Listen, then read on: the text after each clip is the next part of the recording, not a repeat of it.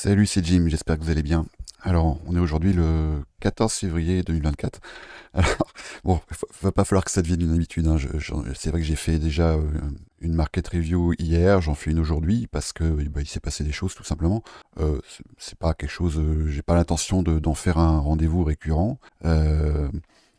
Mais là, en l'occurrence, hier, c'est vrai que j'avais passé en revue quelques assets. Alors, notamment, c'est vrai que moi, c'est ce que j'ai tendance à regarder en premier, c'est quand même le dollar.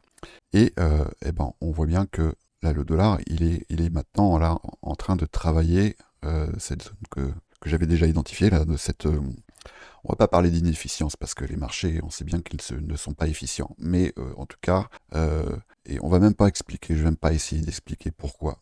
C'est juste statistique, c'est même pour ainsi dire clinique. Clinique, c'est-à-dire lié à l'observation. Et là, moi, je peux commencer à en parler un petit peu parce que ça fait des années que je trade.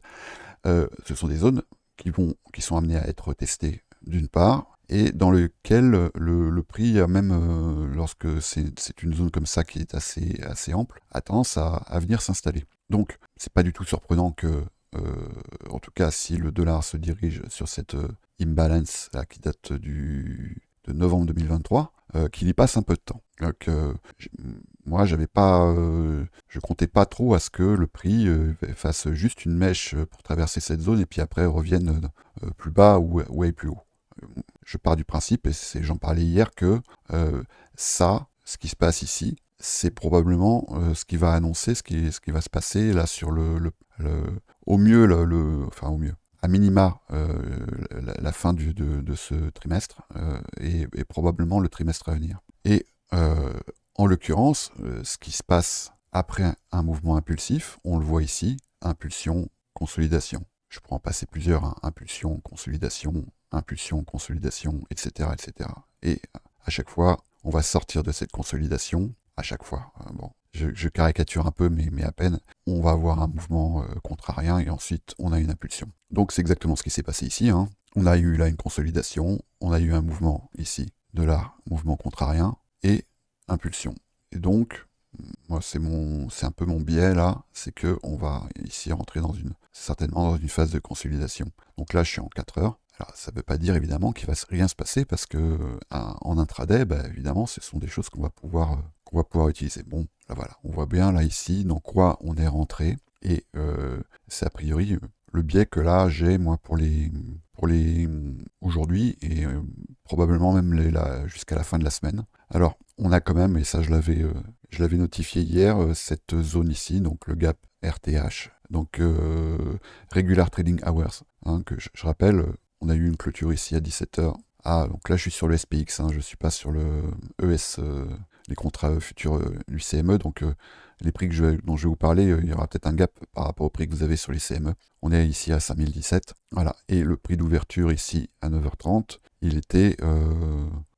si je mets en une minute, il était 4955. Donc voilà, ici on a eu avant, à 14h30, on a eu le fameux mouvement du CPI. Et voilà, dans quoi on est rentré ici dans une phase de consolidation. Donc là on est sur la session asiatique, ce qui est quand même classique d'avoir une consolidation à ce moment-là.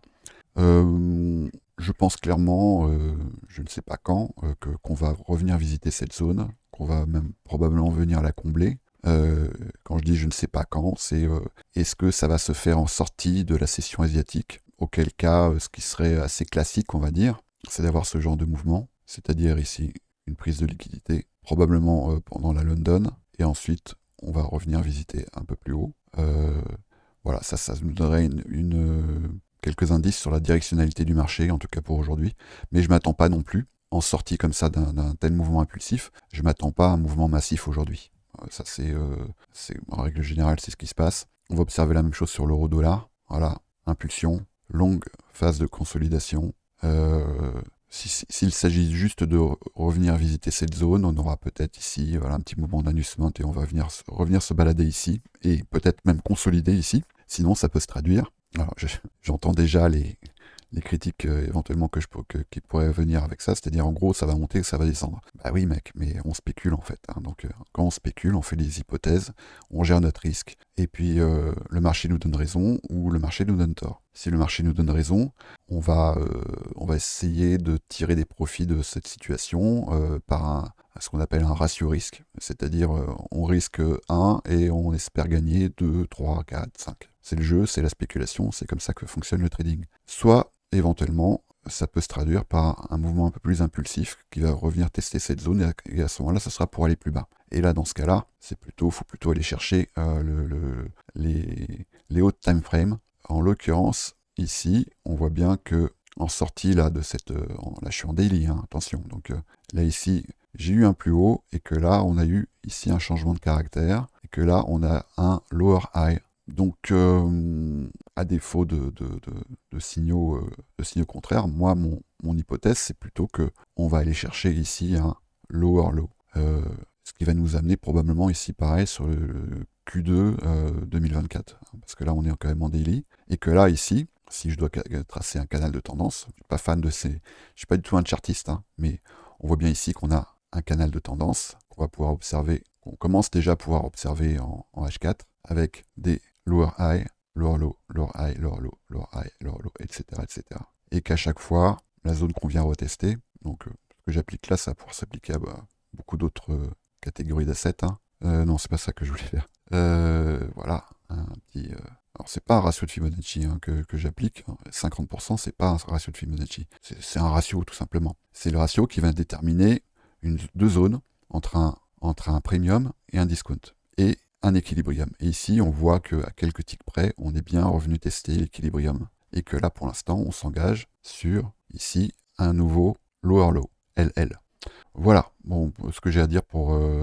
ça, c'est quand même de regarder le dollar dans un premier temps et l'euro-dollar dans un deuxième temps, c'est quand même des indications qui peuvent être assez précieuses pour se faire un biais déjà, un biais daily, un biais weekly, et aussi pour spéculer sur le comportement des risk-on. Alors, les risk-on, on peut évidemment regarder le SP500. Donc, voilà ce qui se passe actuellement. On est pareil dans une zone de consolidation ici, mais on est également en zone. Alors là, il faut que j'aille en 1 heure. Depuis un moment déjà, hein, je vais aller sur le CME. Depuis un moment déjà, c'est-à-dire depuis mi-décembre, on est en zone de price discovery. Alors là, c'est quand même assez particulier parce que ça veut dire qu'on n'a pas de...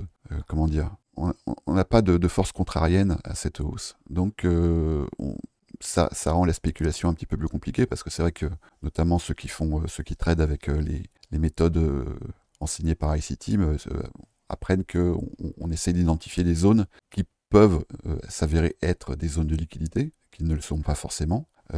Et donc là, on va plutôt essayer dans ce cas-là d'aller travailler sur ce qu'on appelle les déviations standards, c'est-à-dire en gros des zones statistiques que le prix a un certain nombre de chances d'aller atteindre. Et ici, ce qu'on peut regarder par exemple, c'est, alors on va appliquer ici une extension de Fibonacci, là pour le coup une vraie extension de Fibonacci, je vais prendre le dernier swing low, voilà, et on va essayer comme ça d'estimer dans un premier temps une zone que le SP500 pourrait aller taguer. Et on se retrouve ici sur le fameux nombre d'or, ici là 1,618. Et donc sur les futurs, ça nous ferait du 5430 points. Bon, là c'est vraiment des statistiques. Et les statistiques valent ce qu'elles valent. Elles sont faites également pour être invalidées, évidemment. En l'occurrence, ici, moi j'attends évidemment de voir ce qui va ressortir de cette zone de consolidation. Et en règle générale, après un mouvement impulsif comme ça, la journée qui suit, elle n'est pas très directionnelle. Et là, évidemment, ne me croyez pas, allez vérifier, allez faire des backtests, mais vous allez voir que assez souvent, lorsqu'on a une journée très directionnelle, la journée qui suit, elle ne l'est pas beaucoup. Voilà, on est sur quelque chose qui va être plutôt dans le registre de la consolidation. Et aujourd'hui, ce qui est assez intéressant, c'est qu'aujourd'hui, on n'a pas d'annonce économique, mais par contre, on en a jeudi et vendredi, et qu'en règle générale, les journées qui précèdent les grosses annonces économiques sont des journées de construction de liquidités. Donc voilà, c'est ce que je m'attends un peu là aujourd'hui, notamment aujourd'hui et demain matin, heure française, ça va être en gros de l'accumulation, quoi. J'ai pas grand chose à dire de plus. Ce que j'avais engagé hier, enfin non, ce que j'ai engagé il y a plusieurs jours déjà, construction, position que j'ai commencé à construire sur le dollar australien contre le dollar néo-zélandais, ben, en gros là pour l'instant le marché me donne raison, donc je suis assez content. On voit ici qu'on est en train de, là sur ce top, on est en train de construire quelque chose qui ressemble à un market maker sell model, donc allez voir ce que c'est si jamais vous connaissez pas. Et que bah, si ça s'engage bien, je pense que c'est cette zone-là qui va être le premier objectif, zone de consolidation ici. Qu'est-ce que j'avais engagé? Alors, euro-dollar, j'en ai déjà parlé. Les alts, bon bah pareil, hein, là on sort d'une session qui est très directionnelle, donc pour l'instant on est dans quelque chose qui est plutôt du registre de la consolidation, mais ce qui est quand même assez intéressant, et ça j'ai observé ça sur quand même pas mal d'alt, c'est qu'on est venu combler des zones, alors que moi j'avais identifié par exemple sur Shiba, j'avais fait un call il y a quelques jours, et qu'est-ce qu'on est venu combler? On est venu combler cette zone ici. Et pour l'instant, jusqu'à preuve du contraire, là ce qu'on voit ici, c'est qu'on n'a pas eu de clôture sous cette zone entre guillemets d'inefficience. Voilà, ce qui là peut indiquer qu'on est dans le registre du rejet. Voilà ce que je vois ici, je vois ça sur pas mal d'alt, et sur Rune, qui est une position sur laquelle j'ai quasiment tout sorti, tout ce que j'avais engagé, il me reste plus grand chose. Et bien on est dans le même registre. Alors, pourquoi je le vois plus? Ah oui, d'accord. Voilà, on est là. Moi ici j'ai engagé un trailing stop suite à cette prise de profit ici. Donc là il me reste 10% de la position qui est encore engagée. Et en l'occurrence, ben, voilà, on est revenu travailler ici. Donc cette zone et ici cette zone d'imbalance. Et pour l'instant, on voit bien qu'on est rentré là dans quelque chose qui ressemble également à de la consolidation. Donc voilà, pour l'instant on a juste à observer ce qui va se passer. Et Bitcoin, voilà, bah également, là c'est assez éloquent. Hein. Je crois que j'ai pas besoin de faire beaucoup de commentaires. Hier, on était ici, on était dans une zone de consolidation où je vous indiquais que c'était évidemment pas la zone idéale pour se positionner. Et effectivement, ça l'était pas. Mais par contre, quand j'indiquais on va déjà attendre que le marché montre sa main, et bien là, il semblerait qu'il est en train de la montrer. Hein. Pareil, on regarde les clôtures et on est venu revisiter un petit peu là, cette dernière zone d'imbalance, mais pour l'instant, ce qu'on voit, c'est un rejet et on voit ici, à mon avis, une zone dans laquelle réside aussi certainement pas mal de stops.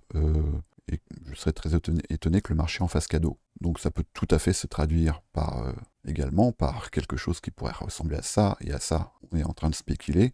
Mais par contre, ce qui peut être assez intéressant, c'est de spéculer sur deux mouvements probables. Voilà. Si on est haussier, on peut très bien être amené à voir ce genre de mouvement qui va venir chasser ici cette poche de liquidité probable. Si on est haussier, on va attendre, pareil, que le marché montre sa main, parce que là, on est rentré également dans une petite consolidation. Et en règle générale, ces consolidations trouvent leur issue à l'ouverture soit à l'ouverture de la London, soit éventuellement à l'ouverture de la session new-yorkaise. Voilà. Donc c'est évidemment pas ici que je vais engager quelque chose. Si je devais engager quelque chose, ce serait une toute petite portion de mon risque, avec l'objectif éventuellement de construire quelque chose.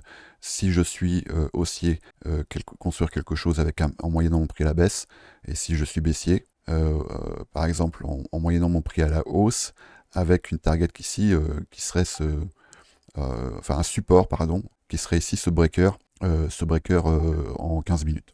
Voilà, j'ai pas grand chose à dire de plus. On va voir aujourd'hui ce que le marché va nous montrer, mais je m'attends pas à de gros mouvements. Voilà, allez, bonne journée.